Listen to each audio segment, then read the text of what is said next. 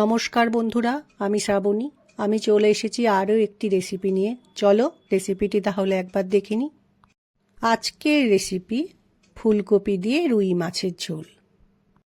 আমরা বাঙালিরা প্রায় সকলেই মাছ খেতে ভীষণ ভালোবাসি। আর এই মাছের ঝোল রান্নার সময় যদি ফুলকপি দিয়ে মাছের ঝোল বানানো হয়, তার স্বাদ কিন্তু অসাধারণ হয়। আমার এই রান্নার ভিডিও পুরোটা দেখার অনুরোধ রইল। আজকের এই রান্নাটা বানানোর জন্য আমি রুই মাছ নিয়েছি। মাছটাকে খুব ভালো করে পরিষ্কার করে ধুয়ে নিয়েছি।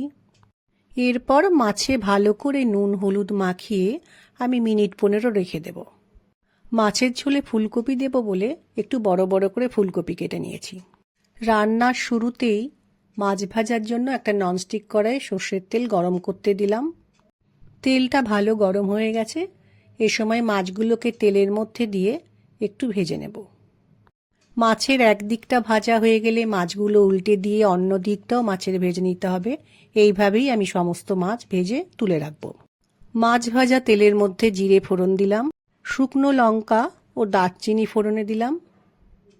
এই ফোড়নটাকে একটু ভেজে নিতে হবে। ফোড়নটা ভাজা হলেই কিন্তু রান্নার স্বাদটা বেশ ভালো হয়। কড়াইয়ে তেলের মধ্যে ফুলকপি দিয়ে একটু সময় ভালো করে ভাজতে হবে।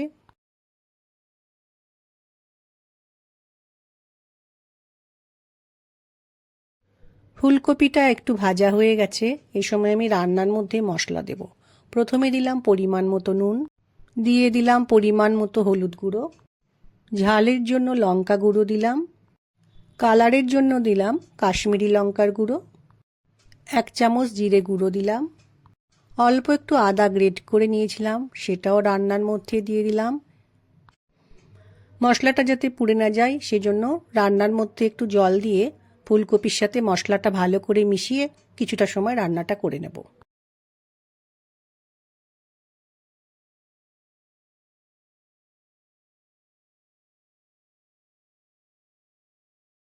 ফুলকপিটা খুব ভালো করে কষানো হয়ে গেছে। এই সময় পরিমাণ মতো একটু গরম জল কড়াইয়ের মধ্যে দিয়ে ফুলকপির সাথে ভালো করে মিশিয়ে নিতে হবে।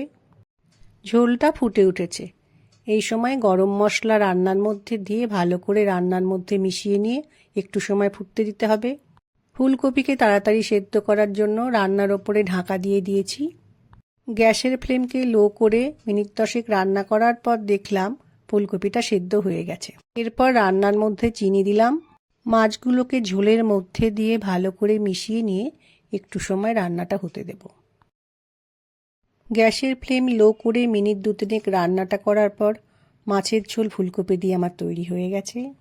গরম ভাতের সাথে এই রকম ফুলকপি দিয়ে একটা মাছের ঝোল খেতে কিন্তু বেশ ভালো লাগে।